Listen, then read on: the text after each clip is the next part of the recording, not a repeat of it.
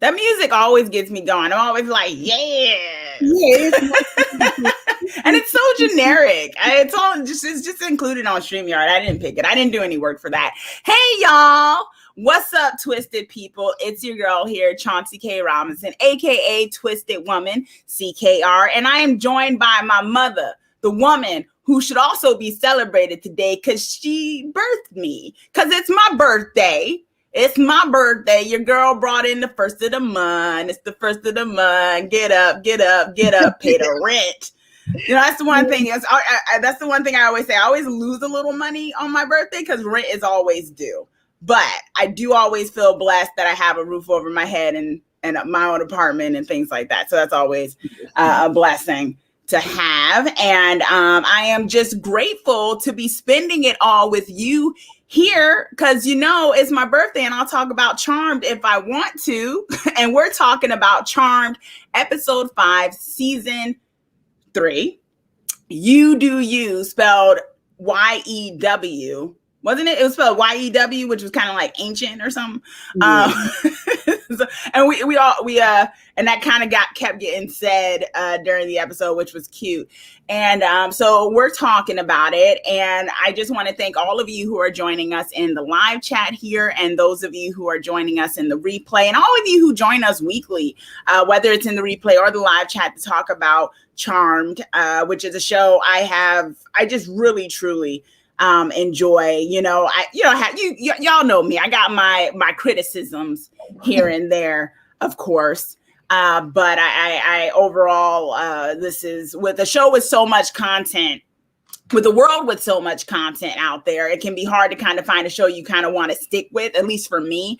And I feel like Charmed is one of those shows for me. So I'm really always grateful to talk about the storytelling with you all. And we got to talk about the storytelling today because some major stuff has been happening. And I really, Ma, what did you think of this overall episode? Because, I mean, I think this was, I think they're really getting into their groove. I'm like, I really feel like this season they really know what they're wanting to do with the characters and with the plot line. Did you get that sense from this episode? Yeah, they're trying to give them some norms, Yeah, they're like getting them in their groove of things. Yes, and then they're getting their powers to help people, whatever.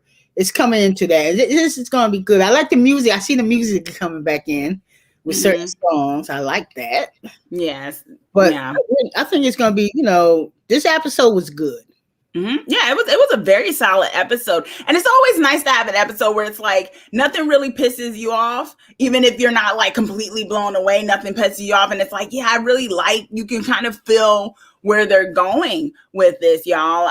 Thank you to everyone who is wishing me happy birthday in the chat. Jayla, Erica, Damie, and yes, Erica, it was the writers love a pun. Yeah, you do you. They're definitely pushing that. Francisco, thank you. And thanks for joining us in chat. Blue Wolf, hey, how's it going? And yes, Erica, I don't know if we are also clairvoyant, except for you with Jimmy, because you didn't get the Jim. And if y'all haven't checked into the live stream, where Erica loves her some Jimmy, and she wants Jimmy to come back, but we both were pushing for some Chasewood, which is our name for Jordan and Harry time. And we got it this episode. I don't know, maybe they're listening on these conversations, y'all. Because of course they couldn't, because the episode came out already. It was already filmed. But we got some Chasewood this episode, which I really love. And I hope we get more of that. And it was is something that I really love the addition to. Yes, Erica's holding out hope for Jimmy, y'all. Maybe. And yeah, Blue Wolf, Blue Wolf saying, I'm glad they went back to Monster of the Week and saving innocence. I like that too. Yeah. They kind of have that. It really just helps with the show that they're not constantly having this really overarching plot that's just in the forefront the whole time, like season 2 was.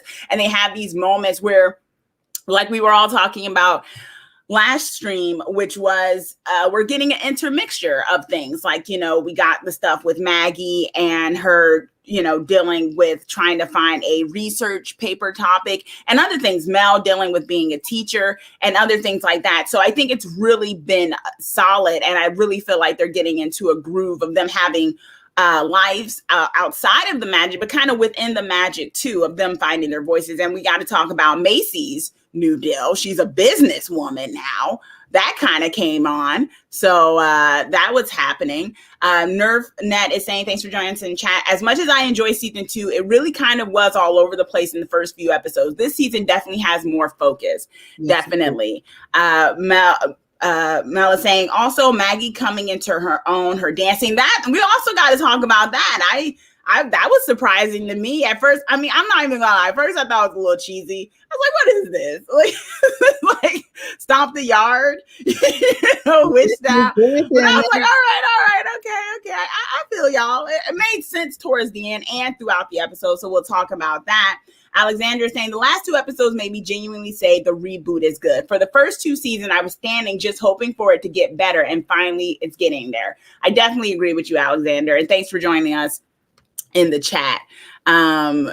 Yes, Dave saying now Harry and Jordan need to move in together. Yeah, where is Harry living right now? Yeah, where is he? Maybe he's at the center. I don't know. Where does Harry live? Does Harry have an apartment, y'all? Can y'all remember? Let us know in the chat. Where does Harry live? Because I don't think he lives in the house. I think Harry just pops in and out. I don't know. But where does he? Because he used to have a place when he was going out with that other white lighter woman or elder from the first season. He had his own place, but I don't know where he's at nowadays. So we'll see. Jayla saying Chasewood made me so happy. So great to see them talking and being openly emotional. Yeah, and Erica is saying, honest question, how long did Macy date Julian? Shoot, I should have dated him. Yes. Well, Macy is a wonderful woman, and clearly she makes men want to devote themselves and their company to them. I could say something else that's not exactly PG-13 or what she might be capable of and putting it on them, but she definitely got them giving her inheritances. So that was something. Maybe she needed to give Harry a job there. He needed to be. Harry was feeling emotional too. Yeah, but more so with his age, kind of like, what am I doing as a white lighter? Which is something we have to talk about. NerfNet actually answered, Harry's still in the attic. That's a scene that shows on the couches, blanket and pillow. Okay, so he's living up in. Okay, so maybe him and Macy were kind of already staying together, but then when the allergy thing happened, he's been having to go back up to the attic, perhaps. Yeah, maybe. Damien is saying the same thing, that he sleeps in the attic. Zay is saying Galvin went to the jungle and lost a finger for Macy, and Julian died and gave her safe space. The sex is probably that good. See, I wasn't going to say it. Zay, I wasn't going to say it, but you have said it, and it has been said. So, and she's got a great personality. I mean, look at Macy. She's beautiful, so it's not that far-fetched. And it's always nice, I think, to see, not to get on my soapbox, but to see, women of color in these roles getting such, love and everything in a way. Because sometimes I think, historically speaking, that's not always the case on TV shows and things like that. For her to be like this main, be given this like status of all the men kind of just want Macy, and I'm like, I'm here for that. But yeah, so y'all, as we normally do, we have a question that we usually ask. And I think I kind of have a general one, and more so of, how you're loving the season so far. And what do you think, because we're going to talk about it, what do you think these ancient demons, or are they demons, right? These ancient beings, I don't even know if it's right to call them demons, to be honest, but where do you think, what's your theories on where these ancient beings are coming from?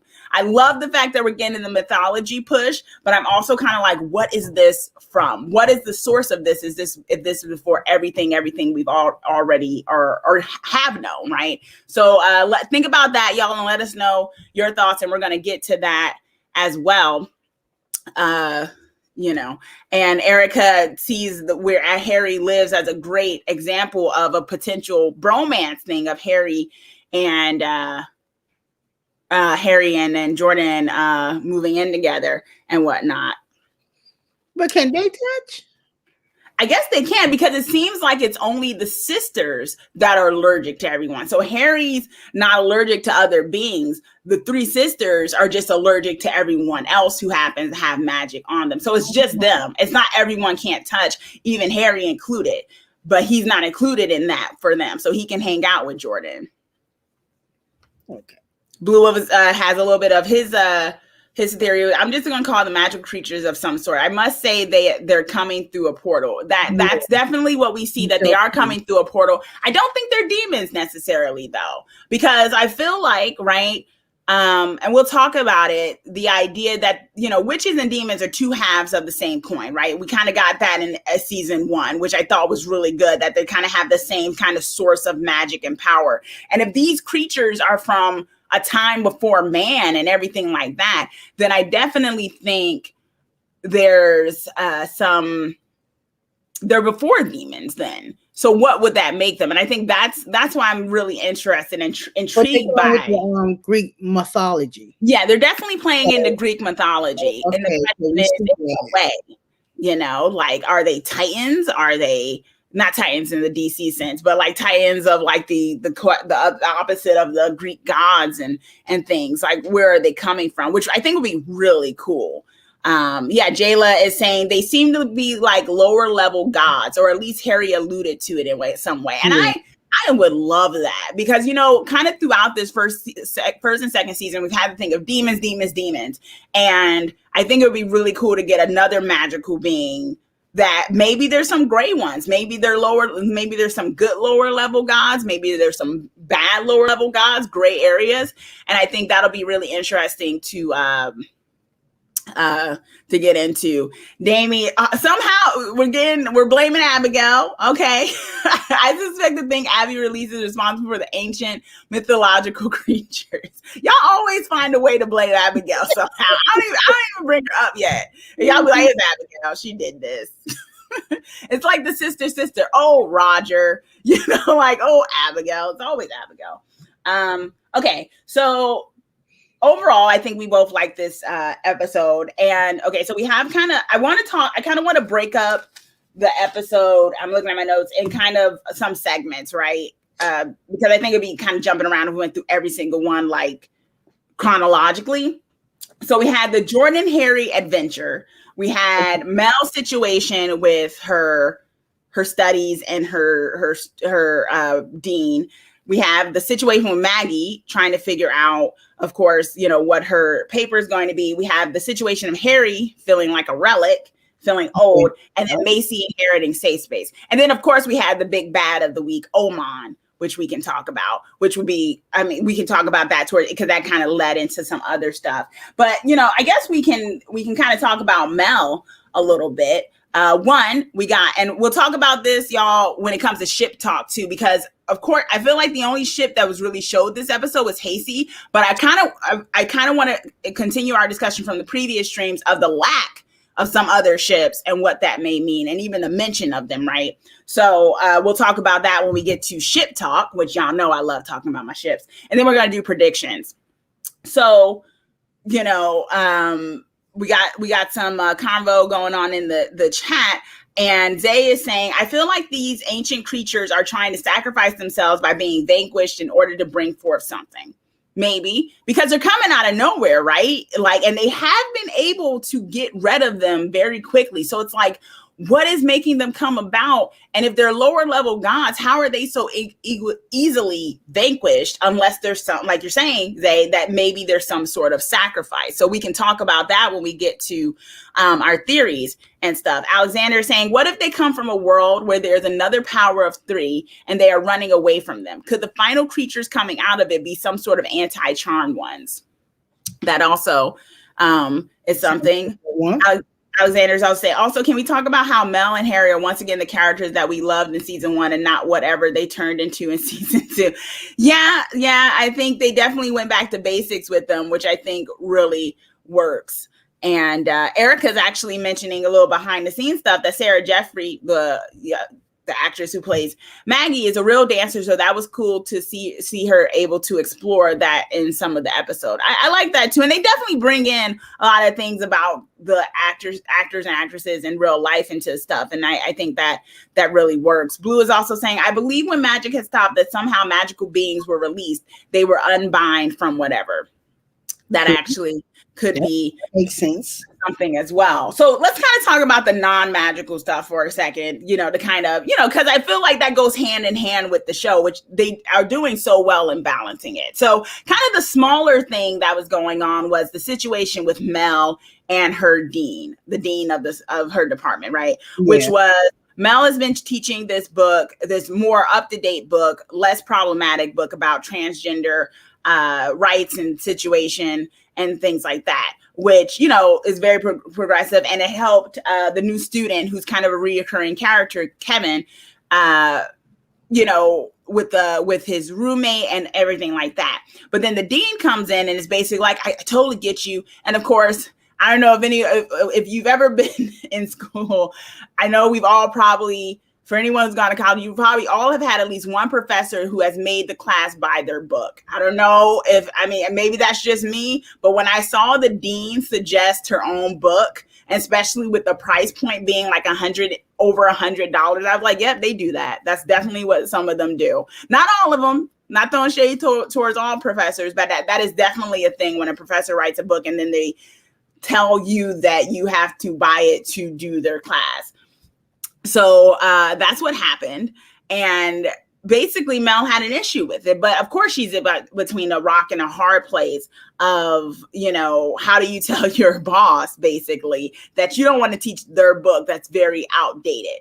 So, in the end, we saw that she basically just explained to her, look, I don't want to, this is outdated and it's going to be problematic, especially when one of the things in her book is that transgender people are going to grow out of it, which is, very insulting to people who are going through, who identify as that, right? So eventually she kind of came out and everything. And I do like that we're getting Mel in this sense of back to her roots, as was said before, of her activist roots. And funny enough, I feel like I know I've said before that I have felt like there's not as much growth with Mel sometimes, that sometimes she's changed depending on the plot line. Like either she's made super stubborn for a plot line or she's made understanding for a plot line. But I'm going to have to eat crow a little bit, because I feel like at least in this season, maybe towards the end of season 2, there's been consistency with her of how she goes about the situation she's in. Do you feel that way, Mom? Because I was kind of expecting her to do something brash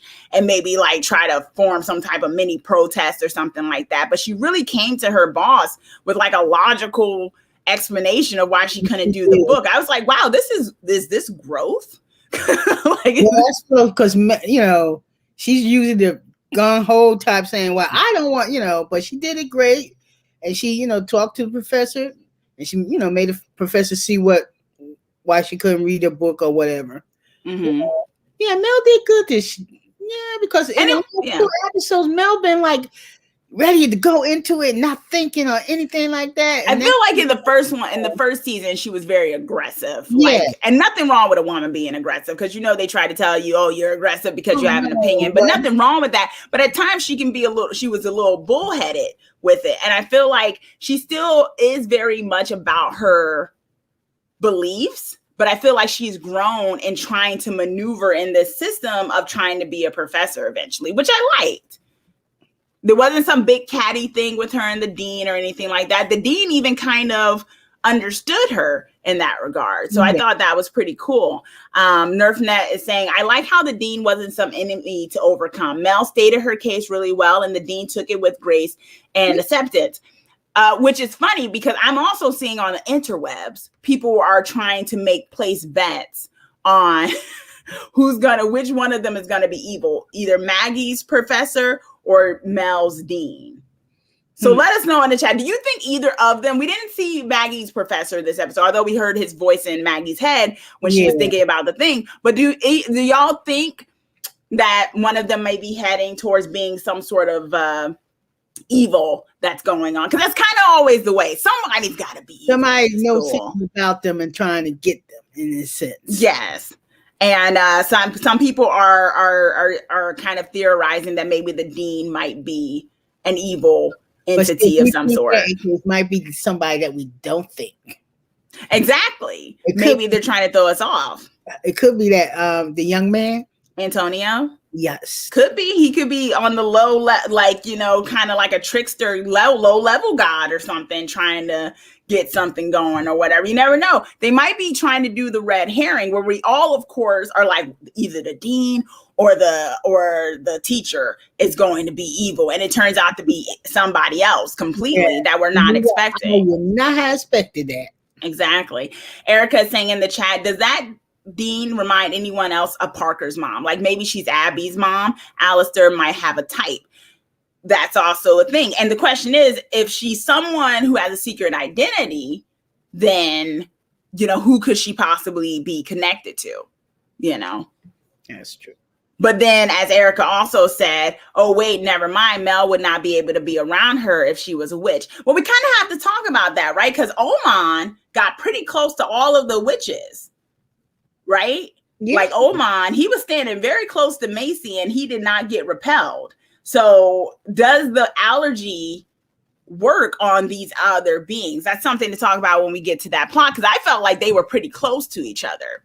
So that... you know, that might be something. Damien is saying, I don't think any of them might be evil, just people that they deal with in the human world, which, you know, would be a nice change. Blue Wolf is saying, I don't think that they're evil in the literal sense, but they might be obstacles that the girls may have to overcome. Yeah. And Erica with the out of left field one, it could be Swan. I adore her, maybe not low, but she is in the show a lot. Nah, I kind of hope Swan, like Jordan, maybe not on the same level of Jordan, but I like Swan.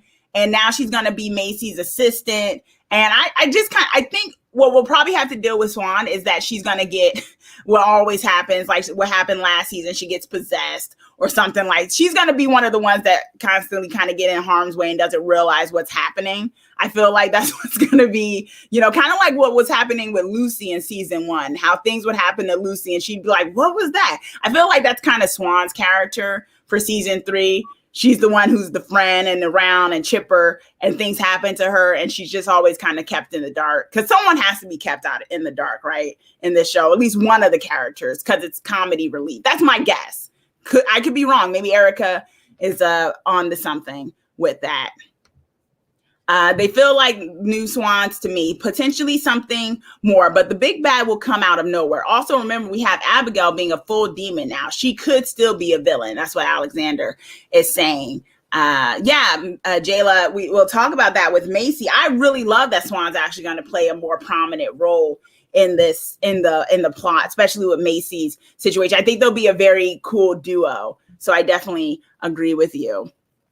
And so we got that with Mel. And then with Maggie, she eventually, well, let's talk about Maggie closer to the Oman thing, because that kind of came out of her situation with the Oman. So then we have Macy inherited the safe space. Did you think that came out of nowhere, Ma? Or do you feel like that was kind of a convenient plot point? Like it made sense of all the people that Julia would give it to her? Yes, especially since the thing is underneath it, you know. So, but when would he have had time to change it? And when did he change it? Did he change it? Did he change it while they were going out? Did he change it after he switched his bodies? Did he realize that he didn't want to have his aunt give it? I mean, it's kind of like, when did that happen exactly? I think I was kind of thrown off. I felt like it was convenient, but I also was like, okay, you know what I mean? Yeah, I thought it was convenient. I thought it was a little bit of a plot point. I was like, well, someone's got to own safe space. And if they don't want to bring a new boss around of someone who owns safe space, then it makes sense to have one of the girls do it. And I love it's kind of a thing for Macy to kind of have something else to do, because we have Mel and Maggie kind of having this outside thing, but Macy's been very focused in on the allergy thing. So she hasn't been working in an office or in a lab. And now she has safe space to run, which is funny because I think it was last season when Macy had to stand in for Maggie, right? And that's how she met Julian. And she did not want to be a guide or anything. And she was horrible at being a guide to people and being like, oh, I don't know, it's over this way. And that's how her and Julian met in the first place. And now she's gone from that to running all of Safe Space. I think it's going to be a good plot for her. I think to be honest. But she needs something to concentrate on, and I think she need to give Harry a job too. Make Harry something. You're like, you do not want Macy with a scrub. You like, hey, Harry's got to earn some money. Is that old school? Like, oh no, Harry don't got a job. Needs this because Harry is like, I don't know, he's just. Well, every time when Jordan says something, it was like he was now. So what you trying to say, And but that's because he was feeling old, and we'll talk about that in a second. I don't think it was because he didn't have anything to do. I don't think it was more like he needed a job or a purpose. I think he just was wondering. No, I think so because in a sense, if you read his moves and the way he was talking with Jordan and everything, since we're gonna get into that later, we wait till later and then we get into that. So. Yeah. Zay is saying Harry can pour kombucha for the visitors of Safe Space. Jayla, have Harry work at the spell shop that Mel once managed. That'd be really cool because he knows his stuff, good. Right? Yeah, exactly. That's actually a really good idea, Jayla. And others are agreeing with that. Yeah, so okay, so we ended up having Macy take over, and there was a little back and forth with her and Swan. And we got to see Swan kind of assert herself and kind of, put a different spin on what we've seen of Safe Space. At first, we kind of thought Safe Space was kind of when I first saw Safe Space in season 2, I felt it was kind of this play on woke culture and everything of everyone like being very aware and like tiptoeing, kind of like this caricature of it, kind of like not making fun of it, but kind of playing it up, especially it being in Seattle of all places. And now I feel like they're trying to establish it as something that really can be a force for change. And I kind of like that for Safe Space because I felt like originally it was kind of made to be kind of a joke, a little inside joke about what people call charmed being like the woke charmed or something like that. And I feel like now it's more we're being made to take it a little bit more seriously in terms of the plot. And I like that. I like that seems to be the direction they're going to for it. Especially like it's like the community, then they're trying to help, in a way. That's one way to help the innocents. In a sense. Yeah, people come in, they open offices, things like that. It really puts them in the thick of things. And it's a very convenient plot point, but it actually really works. It doesn't feel convoluted because there's a lot of things they can do with that, especially with it being their headquarters. So I do like that. That's good. I think that works. They might bring in a sense, since they're trying to bring in business, you never know. Demons could come in that way and have an office in there too. Trying to, demons could show up and be at Safe Space. Have like an office space there too. They wouldn't know. Yeah. Erica is saying that legal clinic that they want to rent that room. I feel like Jordan could end up there somehow. That would be really good. And wouldn't that be so convenient? I think does Jordan still run or work at the gym upstairs? That was one. I think he do. Yeah, because he was getting his tie and stuff ready out of there. So he still works up there. And this may be something because, and we'll talk about it with Jordan too, in relation to him finding his voice, that he's not really feeling like he's fitting in the places he's trying to fit into in the legal world. Mm-hmm. So you might be onto something, Erica, that may be a play on that for sure. Okay, so Macy eventually kind of accepts. At first, I was a little worried. I was like, is she going to give this thing to Swan? Is she going to let Swan run this because she doesn't want to? I'm like, no. Macy needs to hold on to this because this is good that she, that she runs something else outside of just being a witch. So I think that would make sense. So I'm glad she ended up holding on to it. And now we have Macy, the business owner. So then we have Harry. Harry's dealing with it, y'all. I don't feel like Mel was being, it was Mel being a little bit of her lovable self in the sense that she says stuff that she's not. Sometimes, Mel says stuff that any other space you'd be like, that's kind of rude. But she's not saying it to be rude. She's just like a straight shooter sometimes. I feel like that's the better part of Mel's character trait that I do like, that I do find a little endearing, even if it's a little on the nose sometimes, where, you know, they're looking at the viral video for the main plot line with the big bad of this episode, or with the bad guy of this episode. And they're like, oh, and Harry's like, oh, is that a new viral thing? And this Mel is like, well, you need to stay up on the things, Harry, if you're going to be dating a younger woman now. And Harry's like, oh, that was. And then Macy's just like, you know, and I was just like, damn, Mel, like, okay. And see, I think that's where Harry got his all of a sudden Harry started feeling, you know, yeah, with the age thing. Yeah, I never knew I was that old. Oh, come on, man, you had to know you was that older than her. You lived that many lives now. Yeah, that's true. Yeah. Damien is saying Mel is always that way, but I don't think she meant any harm. I agree with you. And that's why I said it's one of the endearing parts of her personality, where she says stuff and is like, oh, girl, but she doesn't get that. And that's what I laughed out loud when she said that. Honestly, I was like, it is true. He don't be wanting to know about stuff and things like that. But to his credit, he did do a search on the ancient monster, and he was able to find something which led to him and Jordan's, you know, adventure. So he does know how to search in Google, which is a thing. Damien is actually, in terms of our other conversation, I don't like the idea of Harry working for Macy at Safe Space. He should get a job at the university. He was a college professor in season 1. True. And the question is he ever going to go back to that? You know, I feel like at this point he's preoccupied with trying to save the sisters and the whole thing of the allergy. But that could be something he could do, you know, as well. You know, give him something outside of him and Harry, him and Macy. What was that, Mom? I think the store would be better for him too, because in a sense he can work it there and try to figure out the symbols and everything on the rock. That too, and that could be his cover, right? That might be something.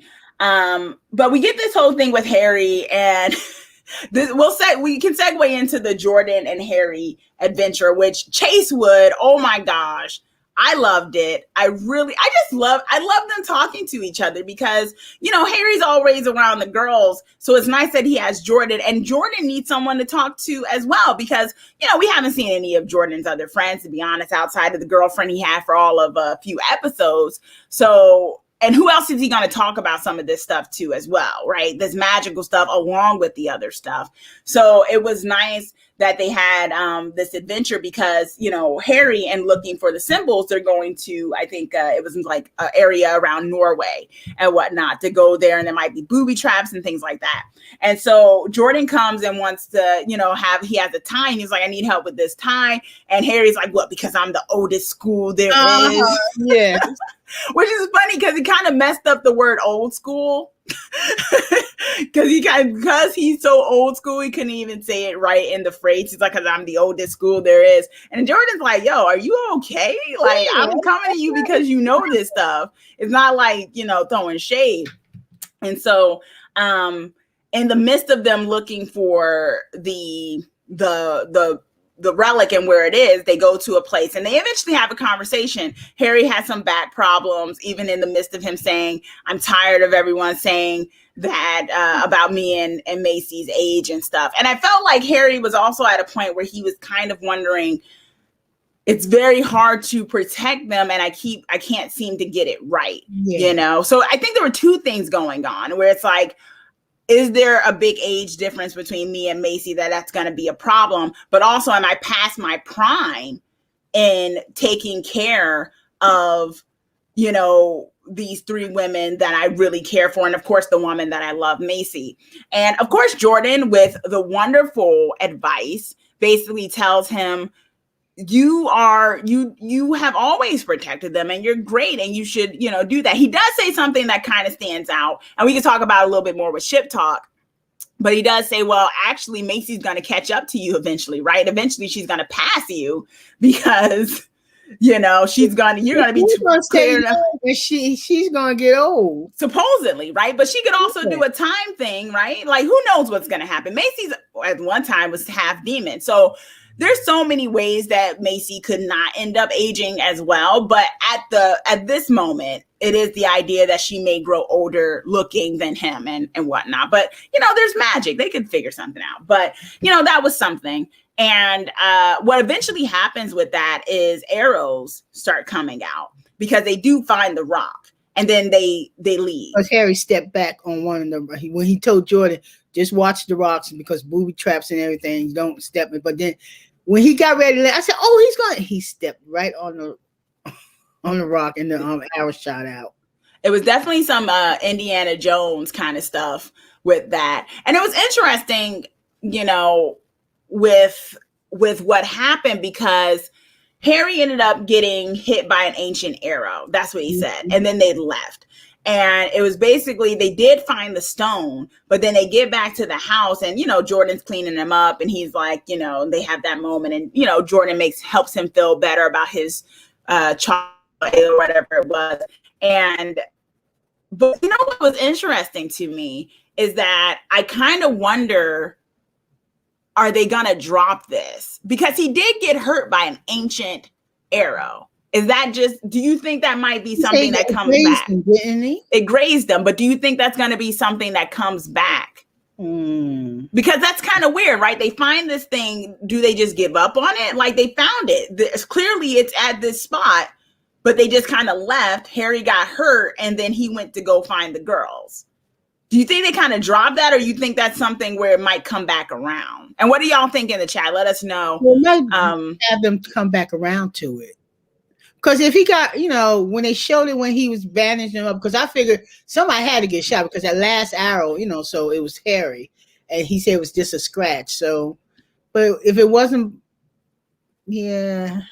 Why that? And why did they just leave and drop it? Wasn't the whole point of them to find out what it was about? And yes, there was a thing, but like he did get grazed by an arrow. Is that it? Like, are they not going to try to go back and figure out, what the symbol was? Is that just it, that they just found that the symbol was there? It just seemed kind of weird that it was just like, okay.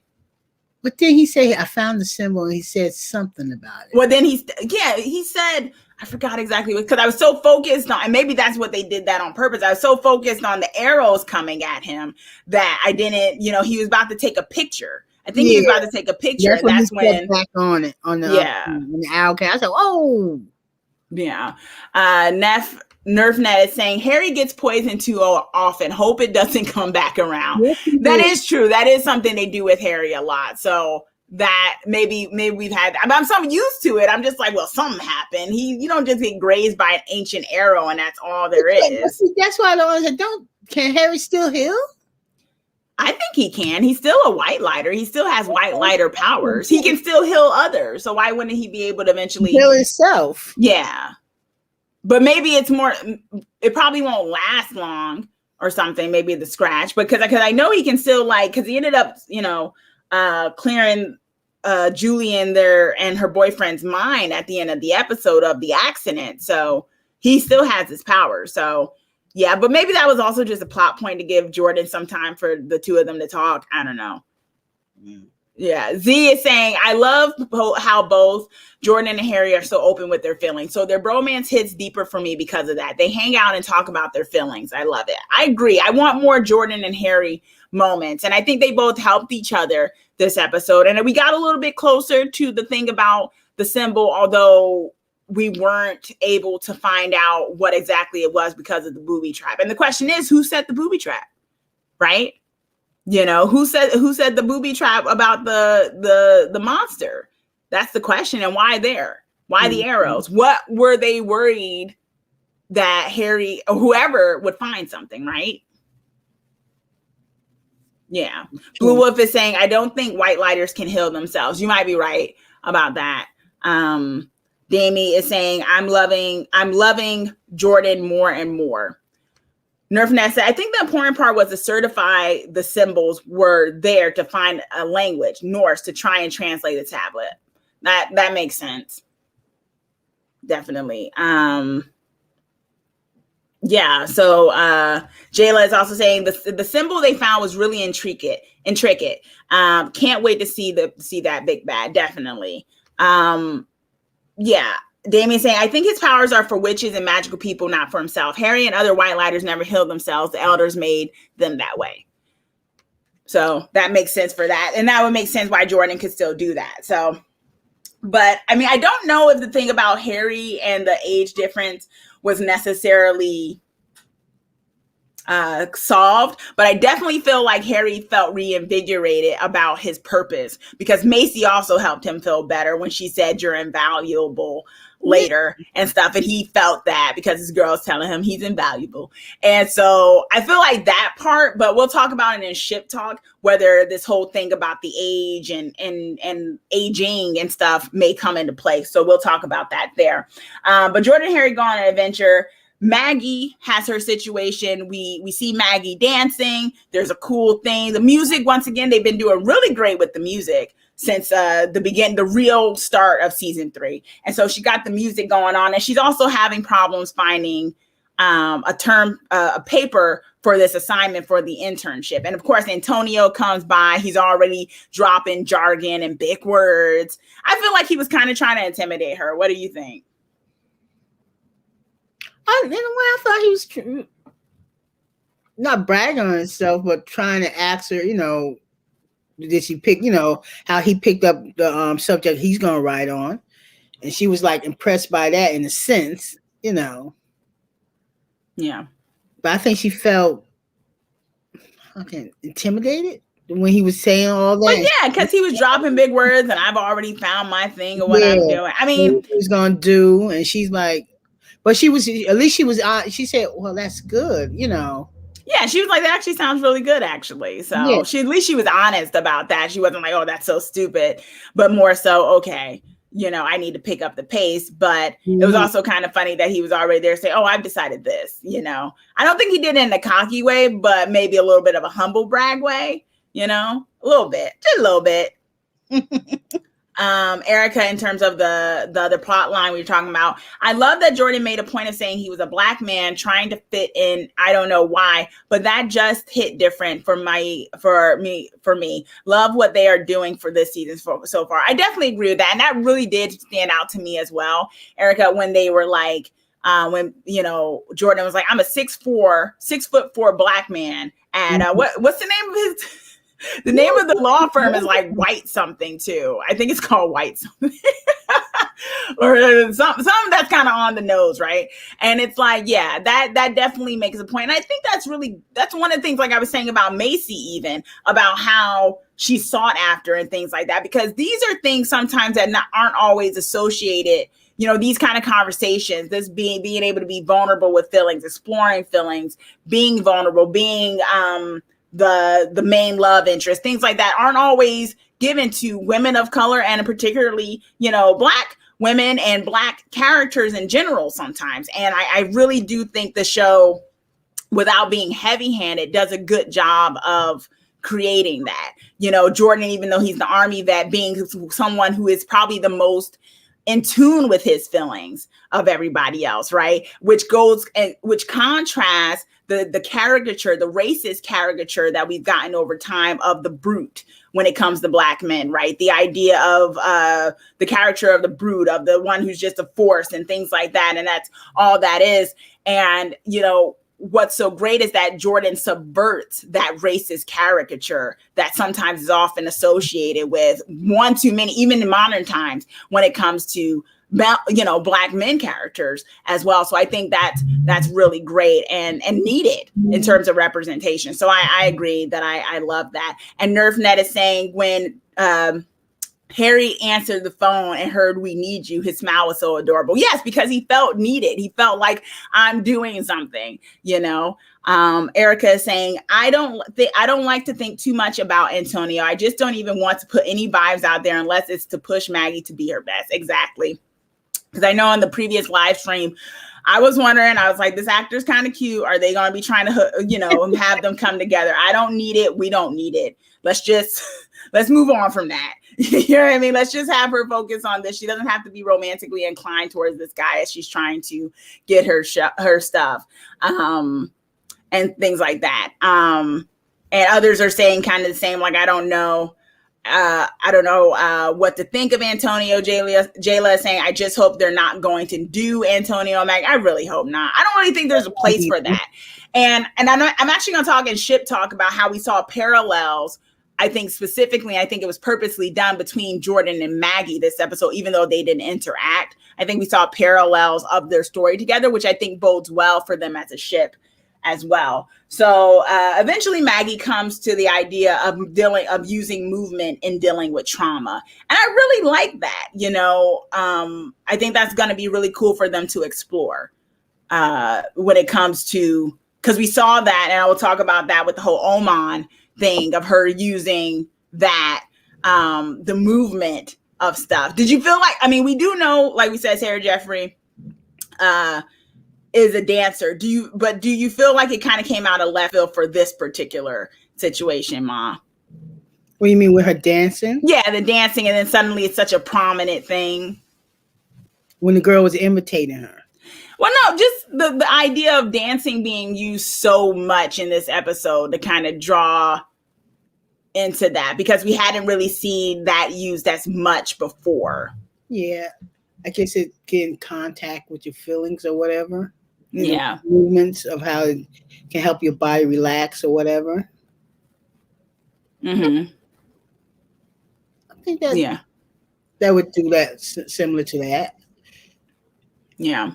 And she needed to think. So anyway, that kind of helped her think, relax, and her body movement, and, you know. Yeah, I think the dancing was good, though. I was just kind of shocked at seeing it. Yeah, it was kind of like, that's what I mean. Not so much that it actually works perfectly for what her thing ended up being and what she ended up doing, but it was kind of like, where was this at before? You know what I mean? Like, did she ever mention dancing before? But she has done, you know, the sorority stuff and things like that. So it was cool that they brought in something that the actress is actually good at already and everything, but it was also kind of like, it was convenient, but not bad. It worked out. I was worried when I first saw it that it was going to be kind of convoluted. I was like, okay, this is kind of forcing this plot point, but I felt like it worked. Yeah, because she was trying to figure out how to do things, and then I think it kind of relaxed her and everything. And then she started thinking more about what she's going to write on. Yeah, exactly. But so it works for the story, although I did feel like, where was this before in season 1 and 2, her love for this stuff, but it worked, you know. Nerfnet is saying, I talked to someone today who does the work Antonio was doing for his project. It's kind of what Mel is doing with the book. It's meant to take a small group and teach social justice through empathy. Yeah. Okay. At least we know there's real stuff. This isn't coming out of nowhere when it comes, like the writers are doing their research. So Damien, in terms of my question about Maggie's dancing, Maggie using dance therapy on Julie was weird, but so cool. Yeah. I think it did work. Erica is saying, yeah, it was a bit about a bit out of nowhere, but they did have the scene at the beginning of her dancing. I'm assuming she started to calm her panic attacks. Yeah. So I do like that, and I like that it was connected. I do appreciate that it was connected, and so they eventually had that happen. Jayla is saying, like her panic attacks, the plot came out of nowhere, but it does work for Maggie in a sense with the powers. Exactly, because when she started the panic attacks, there was a whole thing of, I used to get these when I was young, and I was like, okay. Like, this is the first time out of all the stress they've been dealing with, she's just now starting to get them again. But we all know when it comes to anxiety and things like that, there's sometimes no logic as to why it starts to come. You know, you have people who never dealt with anxiety in their life, and even our times now are starting to have, you know, panic attacks and ain't never had them before, things like that. So it can happen, you know. Thank you, Red Eyes. Hey, just wanted to say happy birthday, everyone's favorite Twisted Girl. Thank you. I appreciate you. I appreciate y'all's support. And Boo Wolf with the hairstyle comment. I'm kind of getting used to Maggie's new curls. I love how Boo Wolf says kind of. Like, it's growing on me. I like them. I like her curls. I like her curls too, but then I saw 2 different hairstyles here. When she was dancing and with the curls, I'm like, what do you mean? Like, you think they had a stand-in? You see how she had her hair back, and then when they showed her again, the hair was, I'm like, okay. Do you think there was a continuity issue? I'm looking at the honest, really. If they show this again, really look at me because I'm looking at her curls on that, and then I'm looking at the curls that she's dancing when she's dancing. I'm like, her hair the same way. I'm with him on that one too. Yeah. I just saw two different hairstyles here in the set. I think they're switching it, but it's honestly though, they do that with Macy all the time, right? Like in the beginning of the episode, sometimes her hair long, and the next she's got a long braid. But honestly, I feel like this is also a beautiful thing as Black women with our culture too, that we change our hair a lot. I'm just looking at the dance and then the curls, so okay. I think that was just a continuity issue, Ma. I think they just didn't film it. I think there was an issue where maybe in one scene she had her hair up. That's filming. That's a film error, but error. So that probably is a thing. Thank you, Stephanie, for the happy birthday, and thanks for joining us in the chat. And thank you all, just want to say thank you all for joining us in the chat thus far. If you haven't already, be sure to subscribe. We love talking about storylines and slicing into all types of stories here. I got some great videos coming up that are talking about stories and things like that, depending on what you're into, whether it's horror, dark fantasy, magic stuff, DC, Marvel, things like that. And also, if you haven't given this video a thumbs up yet, please do so. Because that helps other people see this video as well. And if you want to show some love, some super chat love, you can as well. Or, to just point out a question, and we'll spend a little bit more time on it. If you have a specific question regarding this or magic and things like that, and you want to show some super chat love, I can spend a little bit more time on it. Although, of course, I try to interact because y'all always make the chat pop in either way. So I, of course, love talking to it as well and highlighting that with y'all all. And so, so, we had that thing with Maggie. She kind of, and I feel like the theme of this the theme of this episode was finding your voice, right? We saw that with Harry needing to find his voice in a way of the role he wants to play in their lives and his own life. Jordan having to find his voice, Maggie also, and Mel, and Macy in a way too, but a little bit less than the other because her thing was more so directly with Oman, which I wonder if that's like a play on Omen. Something like that. So we then have Oman, right? We have the bad of this episode, y'all. And it's a situation where the young woman, Julie, is possessed. And this ancient lower, others are kind of thinking lower level God is basically, possessing people and having them sacrifice something that they love in order to prove their love for him. And he ends up being something of what they consider a narcissist, right? Which I thought was a great play on it, especially as others are pointing out how he ends up getting vanquished because it actually connects to the mythology, the ancient myth of Narcissus, of him looking into his, there's a few things that happen with it, but and so there's the things like that. And but I want to take a second here. Thank you, Erica, let's give Erica a clap for my clap. Thank you. Do your job, lady. Yes, for Erica. Thank you, Erica, for the super chat. It's always appreciated. And happy birthday for me and my husband, Jimmy. I don't know if Jimmy will wish me happy birthday, but I'll take your word for it because you, Erica, know Jimmy oh so well. And it's always appreciated. Always love how your comments and your enthusiasm and everything in the chat is always so appreciated. Love talking about these stories with all of you. Erica with the Jimmy love, Erica's wife. Jimmy's wife, Erica. That's what I'm calling you now. But thank you very much, Erica. And so we have a thing and he's possessing and stuff like that. And so we get this situation and we eventually find out that he also has a symbol that's very much associated with the tablet as well. Right. And so they decide Harry and Mel, kind of brainstorming and they figure out a way to vanquish this, to vanquish this I don't, like I said, I can't even call them a demon. I guess we'll call them lower level gods right now, y'all. I guess that's what we're going to have to call them. Mini gods. Let's call them mini gods from here on out until we hear otherwise. So he's kind of just going around aimlessly. What did you think of this mini god, Ma?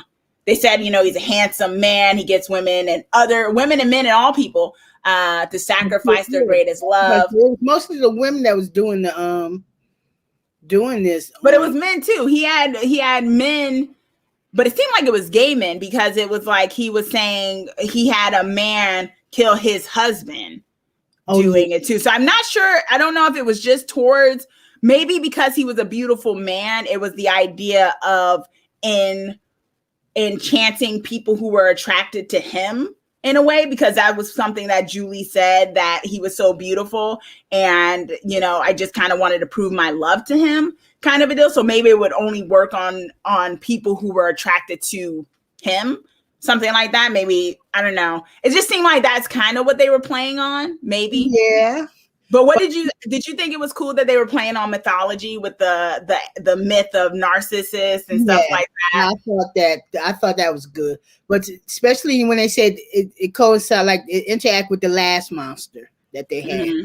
So in a way, everything that's coming towards them now is interacting with all of them. It's all on the tablet. So I think all of it is going, prove. That's how they're going to prove what the tablet means. Mm-hmm. Yeah. And that was interesting too, that all of these mini, or as Damie wants to call them, mithy things, that's Damie wants to call the mini gods. We'll go back and forth. Mithy things, the mini gods. They all had a symbol that was on the tablet, right? And it was interesting because the guy just kind of came out of nowhere, the narcissist guy. And he didn't really seem like he had a big goal in mind. It just seemed like he wanted to have everyone sacrificing for him. Yeah. Yes. And it was kind of the same thing with the monster from the previous episode. He just kind of came about and they were able to vanquish him. So it seems to me, and it might go back to what someone else was saying in the chat earlier, that right now it doesn't seem like these mithy things, these mini gods, have a bigger in themselves. I'm saying they don't seem to have some huge goal. Like we didn't get some mini god so far who's come in and be like, I'm ready to take over the world and take my real like place here. It's kind of like Omen comes and he just is basically going around possessing people and getting them to sacrifice for love. But he didn't seem like he had a bigger plan. You get what I'm saying? Same thing with the monster. But remember when Julie broke out of his spell, that's when he realized that Julie was not under his spell no more. And that's when he had to go find her. I know. But what I'm saying is he just seemed kind of concerned with the people. Like he had possessed thousands of people by that time, but it didn't seem like he had some master plan. It just seemed like that's what he was just kind of going around doing that, which kind of may play into what someone else said earlier. Let me know y'all theories in the chat about this. And also in the replay, thanks for joining us in both, is that maybe these mini gods are kind of around because they've just been unleashed. So they're just around doing their thing like mini gods and mythical creatures do. And it's someone else that kind of has a bigger plan, because it seems like they get vanquished rather easily, not easily, but they get vanquished and then they leave by a symbol. The girls are able to basically get rid of them and they leave behind a symbol that's very similar to what's on the tablet. But none of the two that we've gotten so far don't seem to have a bigger plan. They're just doing what they do. Mm-hmm. And it might be something of someone else's plan, like maybe the person who was ever possessing the girls in the previous episode and everything. And the person who might have came out of that hole that tear in the universe may have a bigger plan in saying that these things need to be sacrificed for some bigger kind of situation. Because I felt like Omen was just kind of rolling around doing his thing. Mm-hmm. He didn't seem like he was like, I'm about to take over the world. Just like he was just doing what Omen would do. Damien saying Omen is a depiction of bad boys in the real world. Yes, very much true. I agree with you on that. And I loved, like was noted earlier, where he, with the myth of Narcissus, for those who may or may not know, the myth of Narcissus has it so that the terminology comes from, or the story that was associated with that is Narcissus was so enamored. He was a beautiful young man. He was so enamored with his own reflection that he ends up looking at his reflection in the lake, and he forgets to eat or sleep or anything. So he basically dies looking at his reflection. And in his place, a flower grows. And I think that's one of the names of the flower as well, which is associated with that. So I think I thought that was a really cool play that Mel ends up making it a puddle, and the writers had that happen because it really worked for a narcissist, him looking at his reflection, kind of falling into the water, which is one of the plays on that actual story. So I actually really like that. Blue Wolf is saying, I think they want to be vanquished on purpose to bring in the ultimate evil. Yeah. Yeah, I'm not sure if I agree that it's purposeful, though. I don't think, I feel like Omen was a bit too narcissistic to want to just die, right? So it's kind of like, he kind of came and he was coming back for Julie, so maybe I definitely agree with the second half of that they are being sacrificed or something. I don't know if they're doing it on purpose. Zay is saying it feels like he was waiting for one of his followers to get saved so he could get vanquished. Okay, so there's y'all in the chat are definitely leaning towards this idea that they're doing it on purpose somehow. So, okay, I'm not sure if I'm totally on board with that, but we can see. Jayla is saying this is the second time they've possessed the sisters, Macy especially. Exactly. There's some kind of connection between and possession going on when it comes to them, particularly Macy. So I think that may be something to play into. Ray, thanks for joining us in the chat. Ray saying, I refuse to call them mini gods. This is wise than the Roswell guy with the dagger in season 1 with the love call. He was not fine at all. He was Walmart fish. Well, every different strokes. I felt like when the wind was blowing through Oman's hair, I kind of saw it. I was like, I can see how people could find this attractive, I guess. Not everyone's type, but I can see why they were playing on it. Stephanie is saying, my theory is that at some point in the past, the source and the trees were one entity, and that the separation of the two created modern magic as we know it. Okay. Ray said, I miss throwing potions. The poet of 3 Kamehameha is not it. I wish it was more spell work than energy emitted. I don't know. I feel I go both ways. I love when they kind of do the spell thing because that just looks really cool when it's done well enough. But I also like when they kind of, do some incantations, sometimes both, things like that. And Ray I miss throwing powers, the power of 3. Yeah. Stephanie is saying, I don't think they are doing this on purpose, but I think that someone is sending them in as cannon fodder. Exactly. I'm kind of with you on that, Stephanie. I definitely think that there's someone playing a longer game. You know what I mean? I don't think they purposely want to get vanquished, but I think someone's playing a longer game with having them get vanquished and unleashing them out for the charmed ones, especially all of them coming to Seattle, right? These mythical creatures are coming about, and then, they're all just happen to be in Seattle. Why there, right? Because of the tablet and because someone is possessing the girls to bring forth some of these creatures. But why? Damien is saying maybe Macy's half demon side is an ancient demon. Perhaps that's why. I would love for them to bring back the aspect of Macy's demon side. I still, y'all know I bring it up probably every stream where I just say, when is Macy going to get her demon powers back? Because Abigail, that's the one thing I will blame Abigail about. She still got Macy's powers. And I'm just wondering, when is Macy going to get that aspect of herself back? So I think we'll see about that. But also was a cool thing that we got was Maggie doing the whole magic thing, and there was like some cool stuff and getting Julie to be unpossessed, and that was the connection with the trauma. I didn't feel like that was convoluted. I felt like it connected. I really liked the scene. Maggie, just look at this outfit. She looks amazing. Maggie looks really great in this scene, and I thought it worked. I wonder if we're gonna get more of that, where Maggie's gonna be busting a move to like Maggie's gonna be busting a move to save possessed people or something like that. But I thought that was pretty cool. What did you think of that scene, Ma? I liked it. I thought it was good. With her imitating her in every step until she fell down and said, and she woke up from it. And that's when she realized, where am I? I said, okay, you did the little spin and then you fell out and then you go, where you at? Yeah. Holding out for okay. Yeah, holding out hope for Macy's demon side. That's what Erica is saying.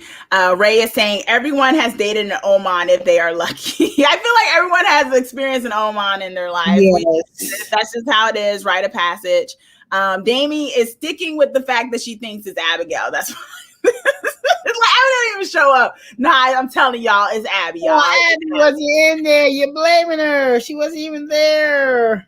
Blue Wolf is saying, I think when they get vanquished, whoever sends them out is collecting their sends them out is collecting their essence to make them more powerful. You know, I agree with you. Amber, thanks for joining us in the chat. Amber is saying, why come it's always Macy getting possessed by things? I don't know. That's what I wonder that too. And I feel like maybe that has something to do with her demon side. She's the one out of the three sisters that has something else flowing throughout her that's not just the power of three magic. He said something to her while she was doing that. I was trying. Well, he said that thing, Metha Alma, right? Wasn't that what he was saying to her? He was saying the same thing he says to everybody. Or Alma was saying, what was it? Metha Alma, prove your love. But he was saying that to everyone. He said that to Julie too. But it was it did make he said something like he made a point with Macy the way she did. He said there's something. I know. I thought he said there was something about you. Something like that. I didn't hear that. I'm just saying he said something. Maybe that was Omar, you know. Might have been Metha Alma. But it'd be interesting if he said something else because, like you pointed out, Ma, too, is that Macy was the one that gave her blood for the monster the last time. The other two girls didn't. It was Macy that gave the blood. And in this particular case, it was also Macy that somehow was susceptible to kind of getting taken over by him. Don't look at his eyes. Don't look at his eyes. I said, he looked right in. Don't look at his eyes. Look in his eyes. Yeah. And then you turn on your sister, got them. You go, oh my God. Yeah. And Jayla is actually agreeing with you. My Oman did give a weird face when it seemed like Macy was fighting back. He definitely did. There was something when he kind of did like this.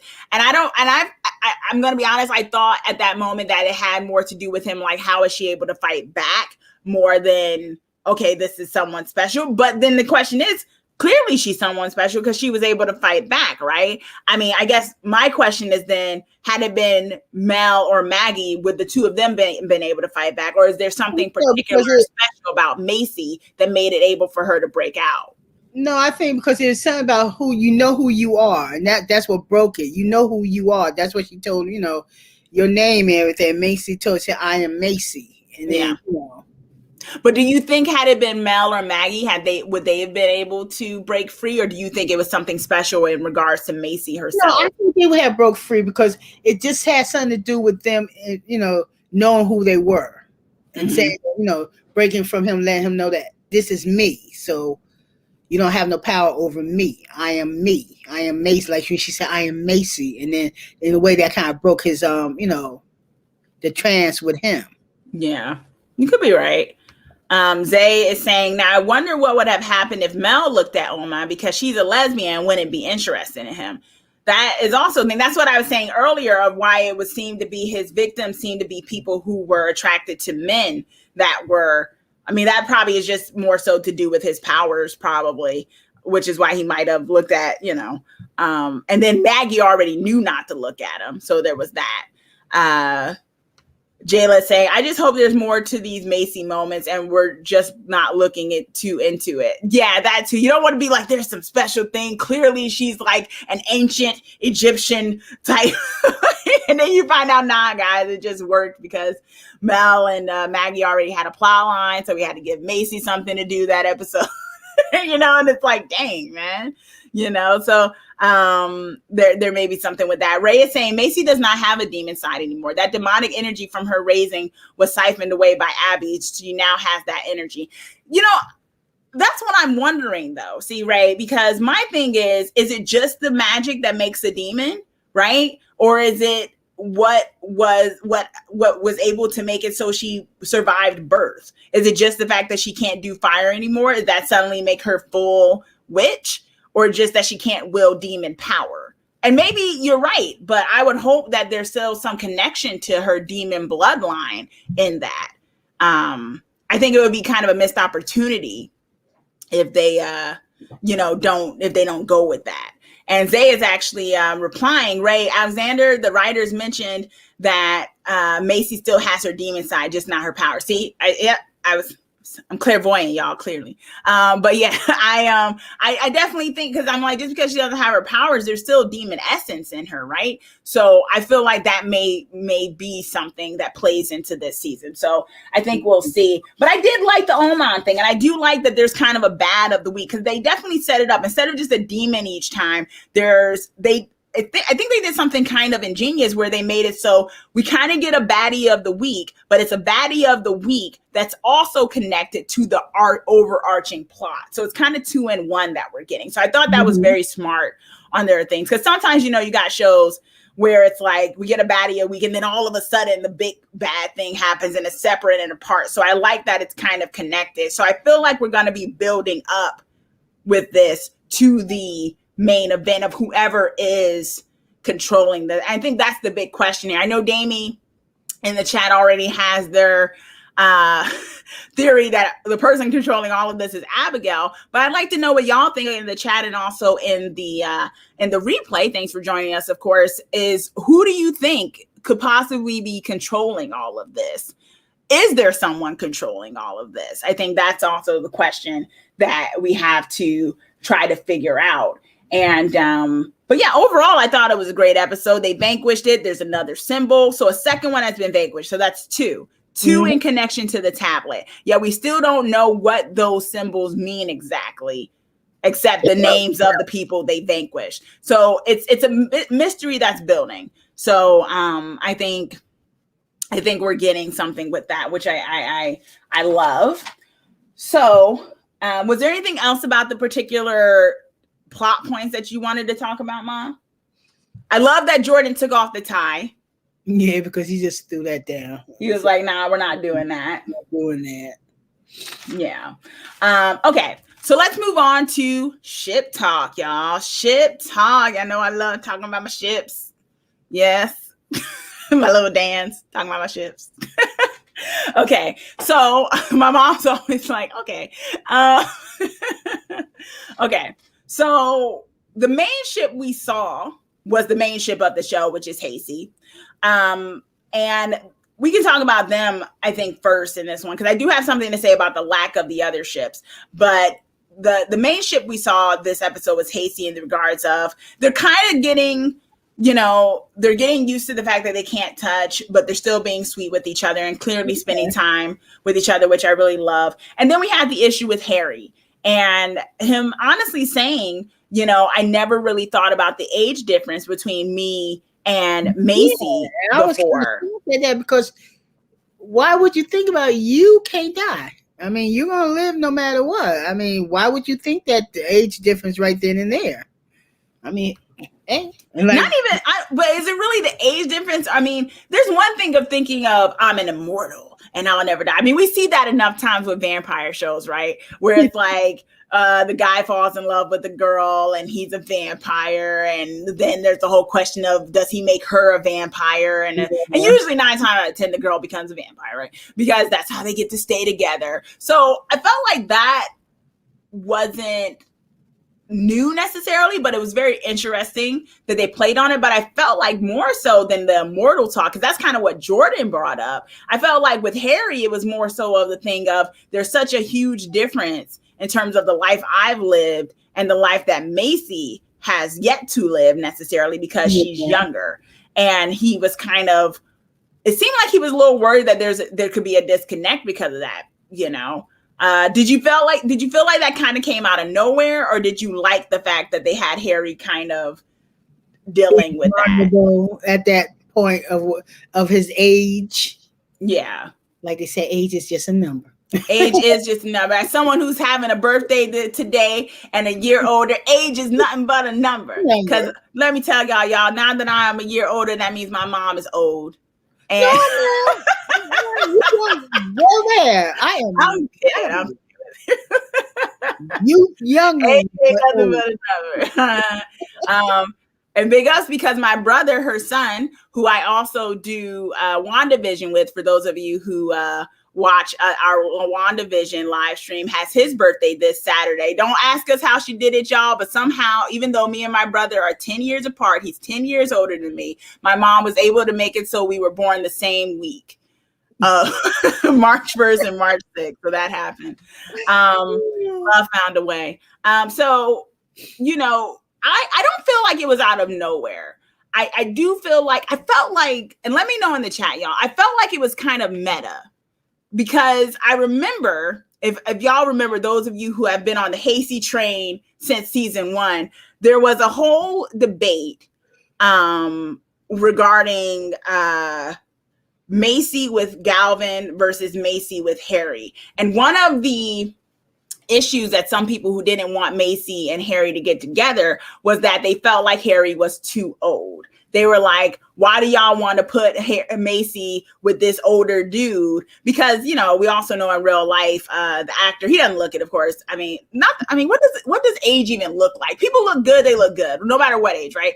But you had it was with the thing where the actor in real life, he's like in his 40s. And funny enough, Macy, you know, Mel, you know, but I'm hard to say, she's actually the middle-aged one in the real, like, she's the one who's not the oldest in real life. She's actually the middle. She's like, I think she's about 30 right now. And actually the oldest one out of the 3 of the actresses is the actress that plays Mel. She's 36, but Macy plays the oldest one, probably because of her height and whatnot, which is always funny. And it just goes to show you can't really see someone and their age and their looks necessarily. You know, some people look older, some people look younger, some people look their age, some people, you know, I mean, it's Hollywood, right? Because in Hollywood, as someone who lives in LA, there's always the thing that you can play 10 years older or 10 years younger.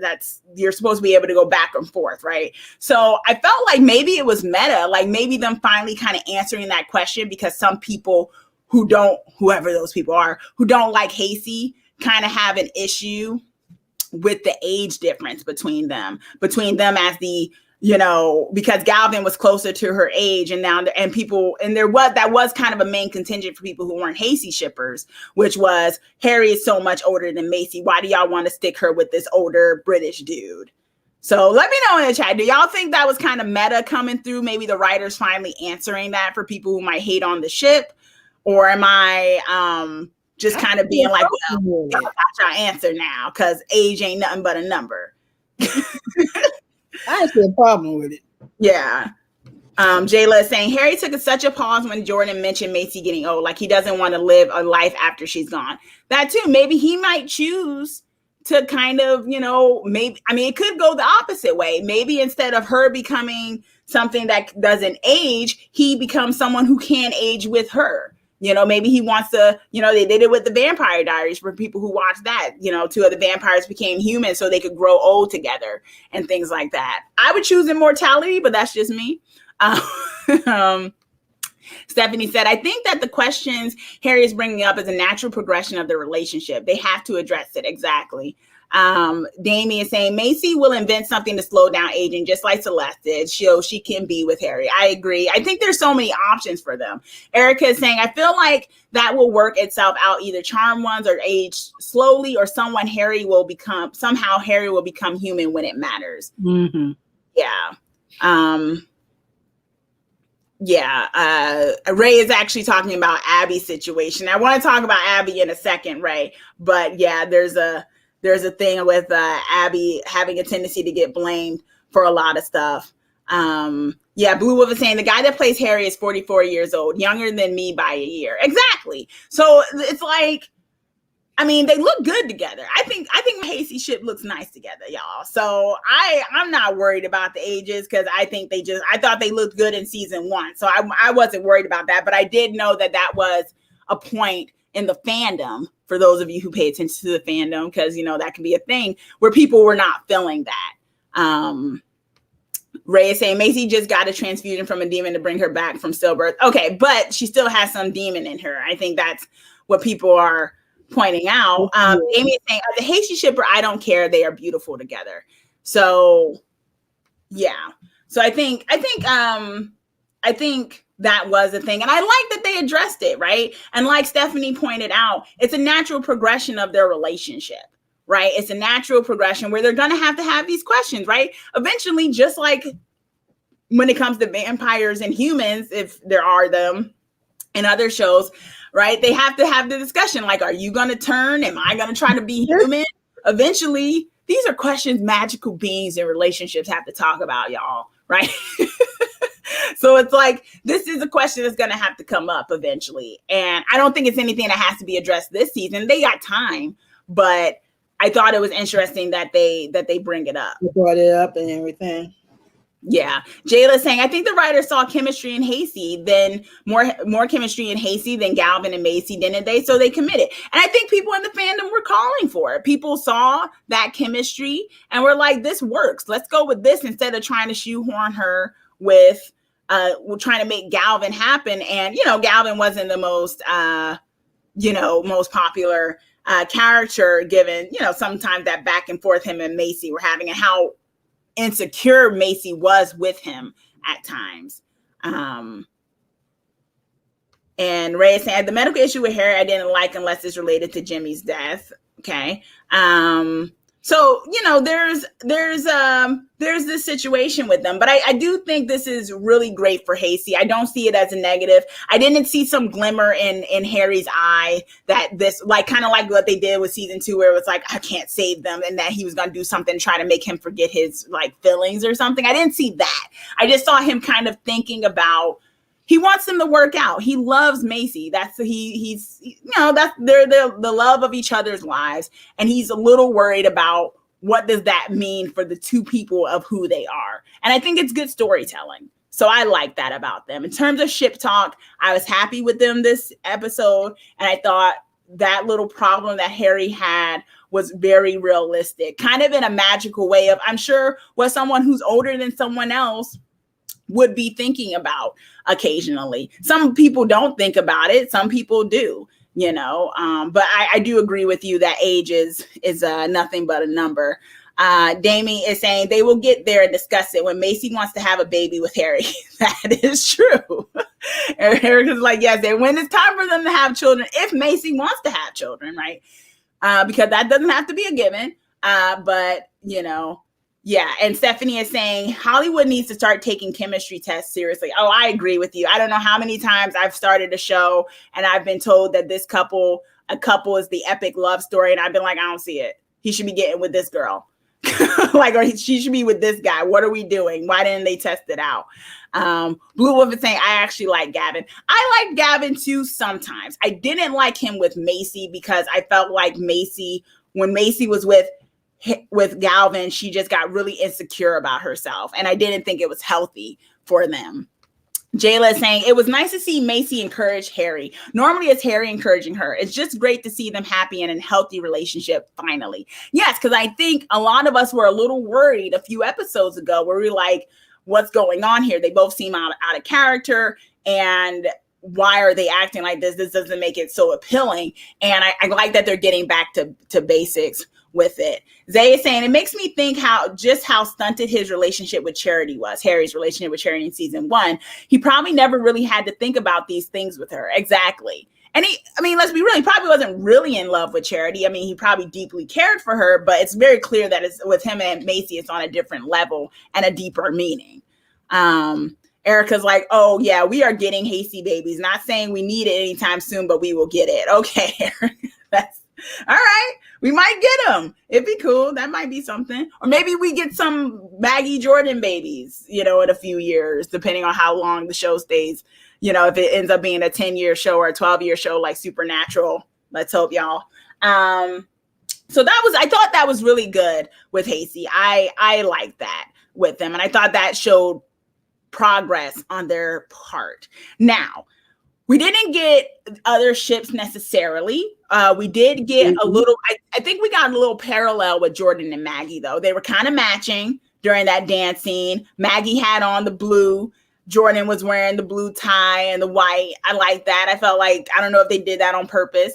And when Maggie was finding her voice with her dance and movement, they had Jordan finding his and leaving the tie behind. And I thought that was something that they juxtaposed the two scenes, where it's showing that the two of them, just like when Maggie was having the panic attack and she thought of Jordan, that they're still connected, although they're not having scenes together.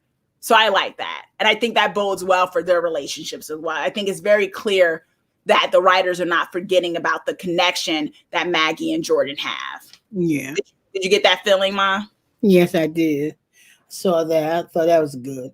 Even though it was only just one relationship that Sunday. It was just between Harry and Macy. Yeah.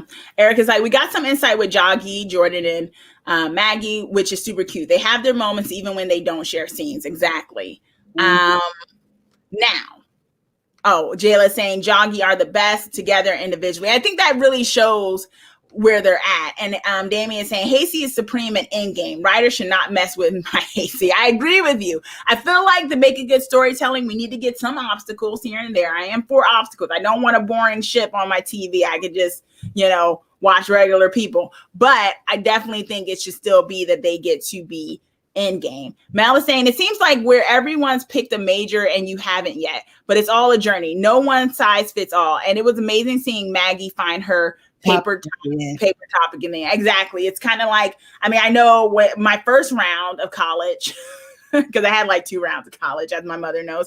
My first round at Temple, I told myself I was going in there for psychology, and I just I wasn't feeling it because I didn't know what I really wanted to do. And then eventually when I ended up going to San Francisco State University, clear across the country, I even went in there thinking I was doing clinical science, and I took a theater class, and I was like, no, I think I'm going to do theater. Don't know if I'm ever going to be able to make money in this, but I'll choose theater, So I feel like Maggie's storyline is very real. And I feel like I love that they're really grounding her. She's really become one of my fave characters on the show. And her parallel with Jordan of how they're building Maggie up while building up her potential partner, I think it really works for the growth, because we're being able to see Maggie's growth that's not necessarily attached to a man, but at the same time connected to a great guy, which is Jordan. So I think that works with them. Now, there was a strip that was not mentioned whatsoever. We didn't get a phone call. She got no mention with Mel and Ruby. What do you think about that, Ma? I just don't see this. I don't see this is she didn't even mention like, oh, I just got off of the phone with Ruby and I asked her what her point was, or when I talked about this thing with the dean, or them even doing why aren't we even seeing them do a Zoom call? You know what I mean? Like, hey, miss you or something. Do you think this is them investing? I feel like, yeah, Damie is with me on this. Nobody for Mel. We got one mention when the real season 3 started of, oh, we're having a long distance, but there's no mention throughout the episode of Mel even talking about Ruby whatsoever. Stephanie is saying the Mel and Ruby ship is very subtle. I think it's more like very non-existent, except in like mention only, to be honest. Stephanie. This relationship is yeah. She's there. Yeah. And I agree with Jayla on this one in a way, because she's saying it's sad how uninvested the writers have become with Mel and Ruby. I agree with you, because I know, as others were saying in our previous stream, that the actress who plays Ruby is actually on another show or has been appearing on other shows and whatnot. So maybe she wasn't available, but it's, it's kind of like, why not a little bit of a scene or something between them, or even more of a mention, because it's like, okay, we're going to get her eventually. So let's keep it in everyone's mind that she's around,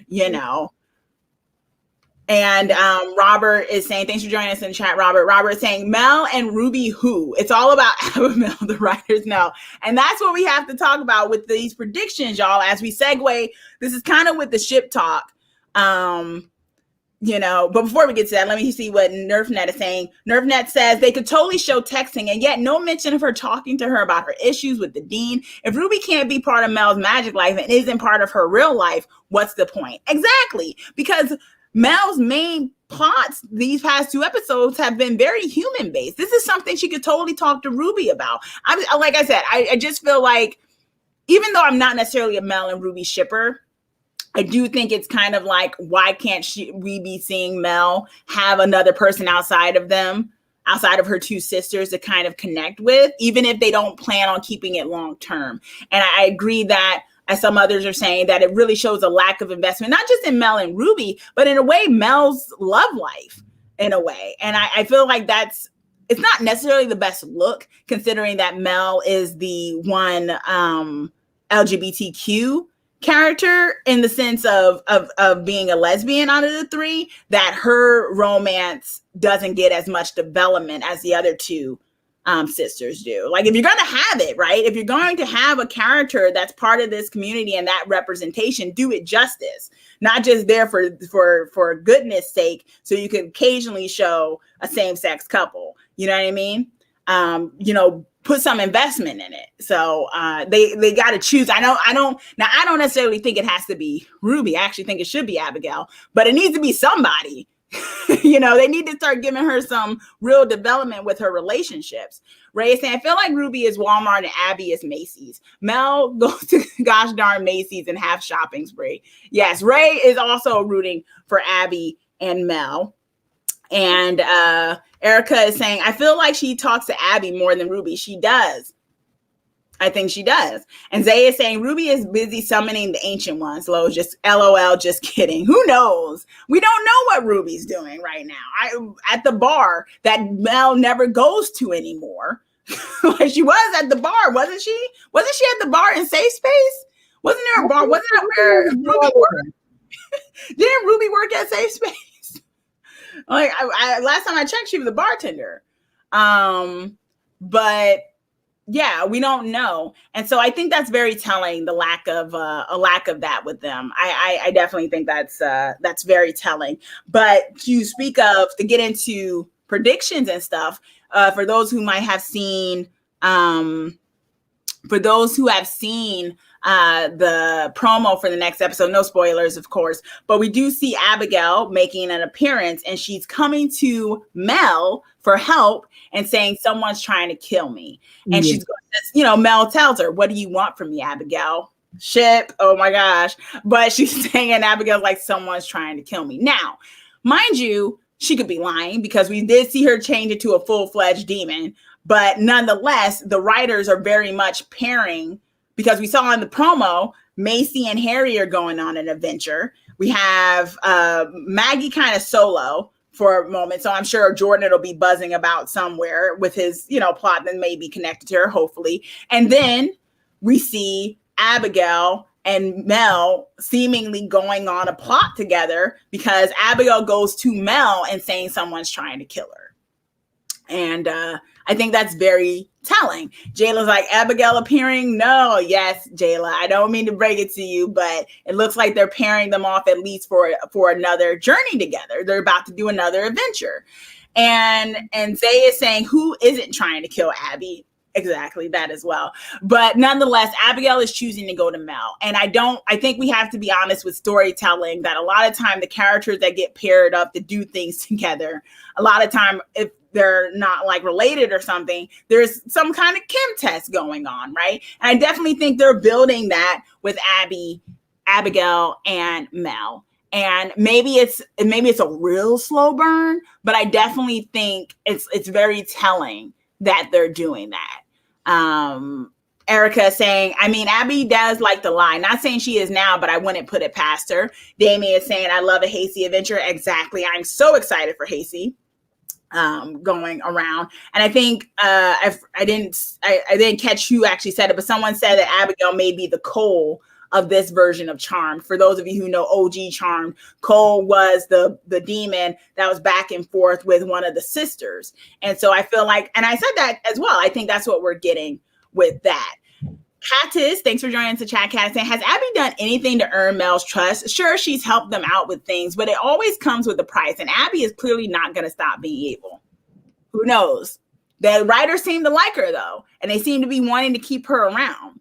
So Robert is saying, I think the Cain bloodline is connected to the ancient demons. That's why some demon is trying to kill Abigail. Perhaps, maybe they're going to try to make it so Abigail's connected to the bigger plot. That would be interesting. NerveNet is saying, if Abby went to Macy, Harry, or Maggie to say someone is trying to kill me, they would all respond. And Mel has shown more investment in Abigail's well-being, and she has. She's always been trying to appeal to the better part of Abigail. Similarly, if we're connecting it to OG Charmed, right, that's exactly what Phoebe was constantly trying to do with Cole, appeal to his humanity in some kind of way for what there was. So, so there's that. So I think that's very telling, y'all. I don't know. I feel like the writing's on the wall with Mel and Ruby that ship is not long sailing. And I feel like even if they aren't putting Abba Mel together just yet, I feel like they're putting more investment in Mel's relationship with, whether it's romantic or not, with Abby more than they are with Ruby. So let me know in the comments and in the replay your thoughts on that as well. What do you think, Mom? Do you think that they're investing more in Abigail and Mel than Mel and Ruby? Well, they ain't gonna bring Ruby back, so it's gonna end up being with Abby. Yeah, they're trying to bring her. I think they're trying to bring her storyline in and see that, especially since she turned to a full demon. But somebody's after her. I guess you figure she can turn to Mel for that. Let us know in the chat and also in the replay, y'all. Like, what do you think about what I said about the fact that I do think no matter who Mel ends up with, I do think the writers need to do a better job in showcasing her romantic love life. I don't think, like I said, I think if you're going to have that representation, you have to do it justice, like real justice, not just a hookup or occasional few dates we see with Mel and whoever she's with at that time, but really investing in whoever she's in the relationship with. And I feel like they're kind of lacking on that. And so just let me know if y'all are in agreement with me. Do you think we get enough Mel? Or do you think, you might be, I know in the first season, a lot of people were like, well, why do they all have to be dating somebody? Why is it always about relationships? Some people had some issues with that. They didn't want to deal with romance, even though I feel like that's kind of it's a CW show, y'all. They have to have romance, but that's also a thing as well. Erica saying, she did give Jordan the list of witches, didn't help him much yet, but I could see a solo episode of just Jordan and Harry sending the episode helping those witches. That too. So, there's aspects of, I think we'll see in the next couple episodes if there's going to be a redemption arc for Abigail in some regard. And if there's going to be some kind of star-crossed lovers thing with Abigail and Mel as well, which I think that's what they're going towards. I feel like they're going to have Mel torn, especially wouldn't it be so interesting because Mel has the tendency to be so about her beliefs that she ends up falling for someone who kind of goes against all of that in a way. Would it be interesting? I don't know, but I definitely think they need to do better with Mel's love life. Whether it's Ruby, then invest in Ruby. I'd be fine with it if they invested in her. So any predictions for the next episode, Mama? Maybe it's Ruby's trying to kill Abby. Ruby trying to kill Abby? Maybe it's Ruby trying to kill Abby. She's like, I see you making eyes at my girl. But I don't really have too many predictions about what's going to happen in the next episode. I just know that I like where they're going with this, bringing back a demon every, helping the innocents too, but also it's bringing about that something's bigger is coming. Mm-hmm. Yeah. Jayla saying, Ruby trying to kill Abigail, sign me up. Jayla is also saying Mel deserves better when it comes to her love life. It does seem like the writers don't care anymore. Season 1, Mel had good love stories. She did. She had a really big thing with Nico. And since then, we just haven't gotten anything on that level in a way. NerfNet said, I'm okay with them not focusing on love life with Mel for now. She's had Nico, Jada, Kat, Ruby, and kind of Abby. Let her focus on her own path for now. And Robert he's they're putting their stamp on it. They need to commit to Abibel and drop Gavin. Oh, I mean Ruby. Ooh, shots fired. Robert's calling Ruby the Gavin of this season, y'all. Oh. Real shades going on. Well, I guess my main prediction is, well, one, we won't have an episode next week. As y'all know, it's coming back March 14th. So they're doing the thing that CW does with the shows where it's just like 2-3 weeks on, 1 week off. You know, that's why we end up going all the way till May with the season, which is crazy. But so we won't have an episode next week. But I look forward to the next episode. I'm looking forward to the Hacy adventure. It'll be interesting to see what they come about. I'm still hoping that the whole allergy thing does not last the whole entire season. I know maybe a part of this is for the reality of the world right now, but I'm kind of hoping that doesn't stay the whole time, because, you know, they're doing great things with, you know, testing and stuff like that. You know, I don't think other shows are necessarily doing it, like The Flash. They've been filming regular sort of. So hopefully that's not a thing. So we'll see. Zay is saying Ruby and Abby have history. Either they tried to kill each other or they slept together, but they have history. Okay. That's a good, that would be interesting, because we do remember Abigail saying, I've seen her before. Who is that? When she saw older Ruby. So that could be that. Caddis is saying the power of love will break this curse. Yes, we can hope. Like Sailor Moon, the power of love. Do you believe in the power of love? Oh yeah, Erica also is bringing up, did you see the show is moving to Friday soon? Yes, I did see that. Really? It's going to be in May because Legends is coming back. And I guess they're moving that to the time slot. Legends of Tomorrow, which somehow is still on the air, is being moved to their slot, or more so, they're getting moved to Sunday. Batwoman's getting moved to the 9 o'clock slot, and so with that, Charmed is going back to Fridays. They were on Fridays at one point, but now they're going back to Fridays starting in May. So we'll be dealing with that too. We may keep ours. I feel like I think me and my mom, we'll let y'all know if we're still going to be doing this on Monday, or if, since they're going to be on Friday, maybe we do Saturday instead, the day after, in terms of the recap. But, you know, we'll still be giving you your, God willing, the live stream, ship talk, and all of that, because we always enjoy when y'all are with us. And I don't, you know, I know some people think Friday is where shows go to die, but I feel kind of good because of the fact that we already know Charmed is coming back for a 4th season. So I ain't worried. I'm like, well, we get in our 4th season no matter what, so they can move them whenever, because we got our 4th season already. So I guess we'll see where that goes. Yeah, I mean, I don't got any shade towards Legends of Tomorrow, Blue Wolf, but I mean, they change out some of my fave characters too often, so I can never get used to anybody. So that's my shade. Mel is saying maybe these mini gods are perpetuating their own ailments, like spirits coming out of Pandora's box here, triggered by that tear in the universe. That would be really interesting. I mean, that would definitely be something that would be different that we haven't seen before. Jayla is saying Charmed did better ratings on Friday. So yeah, maybe that. I mean, I haven't checked the ratings lately for Charmed, but maybe they, you know, might do better than it is doing now. But I think they're holding steady right now on Sundays too. Although they do have them in a 9 o'clock slot on a Sunday. So yeah. So I guess we'll see. But yeah, overall, still good stuff. The season's still going well. I'm still liking it so far. I think my mama is also still liking it, y'all. And I think we're enjoying it. So yeah. You have anything else you want to say, Mom, before we close out for this episode 5? No, not really. But like I said, Harry need a job, so they need to let him work in space. And I think it would do good for Macy to be in charge of something. At least their mind would be on something else, and then they can still concentrate on trying to find out what's going on in the magic world. Mm-hmm. So okay, yeah.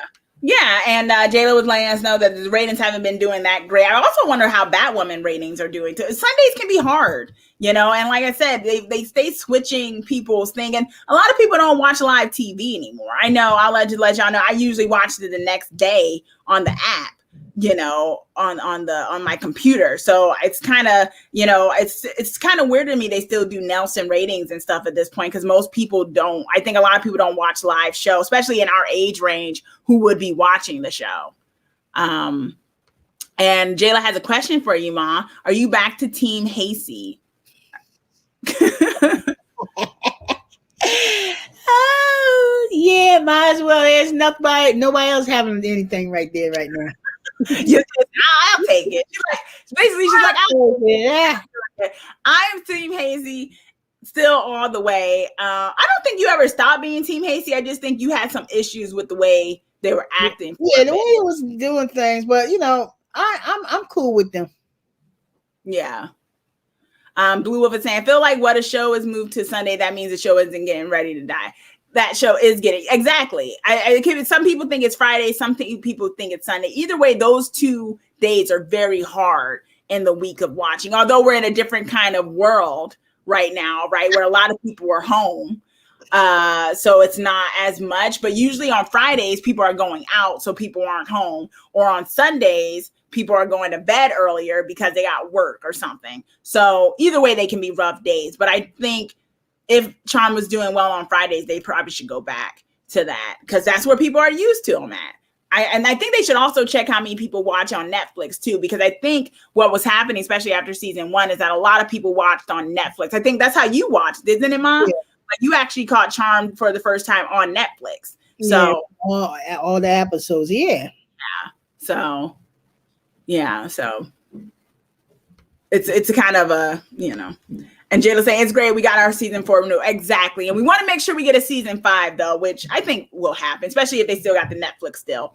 But that's how we're doing it for episode 5, y'all. It was a great episode. Always great talking to you. Y'all always keep the chat popping. Thank you for spending my birthday with me too. It is always great when I get to talk about a show that I love, and all the birthday wishes and all the love. Thank you all for subscribing, for liking, for being around on this journey with us. And it's always truly appreciated. So have a great rest of your week. Stay safe out there, and let us know in the chat, or more so in the replay, in the comments, your theories for the next episode. Thanks again. And I guess we'll see you March, 15th in this particular case, because we won't be here next week because there is no episode. But thanks again, everyone. Have a good day. Bye.